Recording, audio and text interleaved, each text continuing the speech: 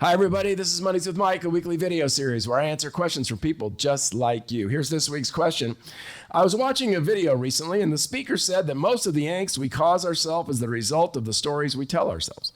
Do you believe this is true? And if you would you speak to more of that? Yeah, look, I 100% believe that the angst and the joy that we cause ourselves is 100% related to the stories we tell ourselves.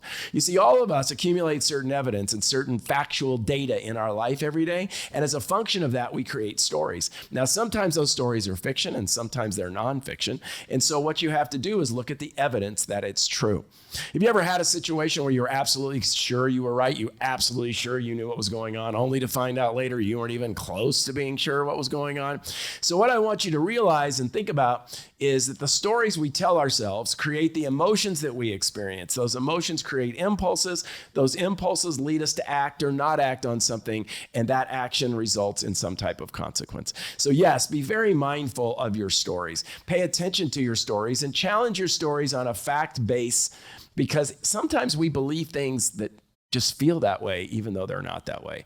I'm a big believer that if you manage the stories you tell yourself, you'll manage your emotions, manage your behavior, and manage your outcomes. If you don't manage those stories, our brain is like a spoiled little kid. It's going to run away with you and do a lot of things that can sometimes create emotions that aren't particularly helpful.